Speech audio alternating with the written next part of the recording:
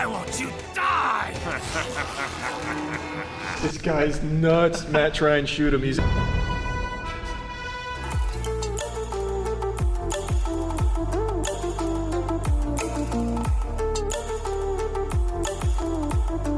A massive shout out to Aziz for helping me research this video. Today we're discussing the most durable characters that NetherRealm has ever made, the hardest characters to kill in every single game. But before we go any further, make sure to subscribe if you're new, and if you enjoyed the video, make sure to leave a like after watching. Without any further ado, let's get started. Now sadly, for the first time ever on this channel, we have to skip MK9 because I can't find any examples. There are plenty of characters who can buff their damage or steal the opponent's meter, but no one's able to increase their life bar or reduce the damage taken. And as a result, we have to skip right over to Injustice. So first up, let's talk about Solomon Grundy. So in case you don't read the comics, Grundy's entire gimmick is that he's a zombie and therefore impossible to kill. And NetherRealm did a pretty good job incorporating that idea into Injustice because Grundy has an ability to reduce the damage he takes, which essentially makes his health bar bigger than everyone else's. So for a fast example, right now I'm playing Batman and I'm gonna do a basic combo and get a decent amount of damage on Grundy. Check this out. Boom, we're getting around 40%, 38% to be exact. Alright, so now it's time for the exact same combo and look at how much damage it does now.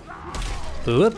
Boop, boop, boop. So instead of 38%, we're only getting 30, so that's almost 10% less for a 1-bar combo. Now, unfortunately, I couldn't find out the exact number, but I think the damage reduction is about 1/5 or 20% less damage than you would normally get. Or in other words, Grundy has about 20% more health than every other character once you activate this trait. However, we're still not done because Grundy could do more than reduce the damage he takes. He could also reduce the chip damage as well. And that's why I'm fighting Deathstroke right now, because this move right here does a lot of chip damage. Just look at my health bar melt away. That's a big deal for Grundy because he does not have any projectiles or a teleport, and as a result Grundy has a hard time getting in, and you certainly don't want to take chip damage the entire time. You're gonna die before you can even reach the opponent. But fear not, because I have the defense chain, and as a result these bullets are going to do a lot less damage, and I mean a lot less. Watch my health bar when Deadshot fires. Look at that. I'm barely taking any damage at all. Look at my health bar. It looks almost identical to when the round started. The chip damage is greatly reduced with this buff. In fact, for a better example, I'm gonna tell Deadshot to unload the entire clip. Spend all 4 bars, baby, and look at that health bar just melt when I don't have the damage reduction. But now I'm going to pop the defense chain and check out the difference. It is night and day. The damage reduction on hit, not that big of a deal, but the damage reduction on block is so much greater. Check this out and compare the 2 health bars. Once again, I'm telling Deathstroke to burn all 4 bars of meter, baby, and look at my health bar. It's barely even taken a dent. You would not believe that he spent 4 bars trying to kill me. And that's why, if you ask me, Solomon Grundy is one of the toughest characters to kill that NetherRealm has ever made. But you know what? The guy needs it. Once again, no projectiles, no teleport, has to manually walk his way in every time. And as a result, he deserves these defense buffs. They come in very handy. And next up, for an honorable mention in Injustice, we have Bane. This guy's defense buff was very similar to Grundy's, but it came at a much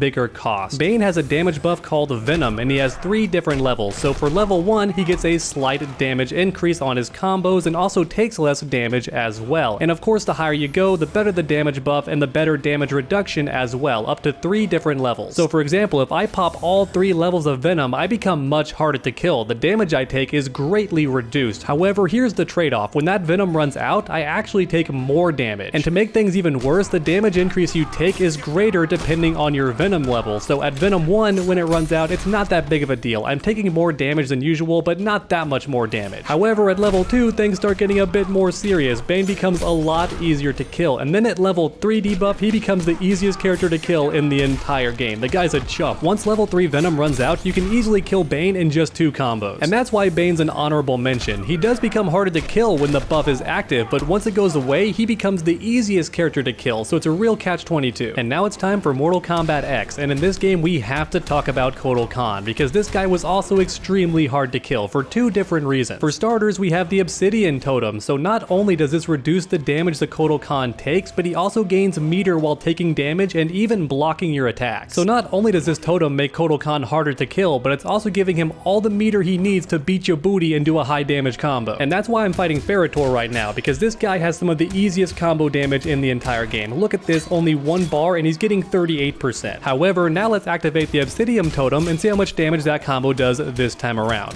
Oh my gosh, it's so much less. Look at this. Look at that, only 25%, oh, 28%, but still a 10% damage reduction, that's a big deal. Because keep in mind, this totem does not cost any meter, so you can summon it all the time, and as long as you get it on screen, the combo's not gonna hurt nearly as bad. So already that's pretty good, but check this out. Kotal Kahn also has the blood totem. This thing gives him health and meter depending on how much he beats your butt before it goes away. So for an example, I've reduced both of our health bars to 80%, so now I'm gonna summon this totem and do a basic combo and see how much health I get back. Ooh, look at that, we're getting back somewhere between 5 and 10% health for a very short combo. But now let's do something a bit more flashy.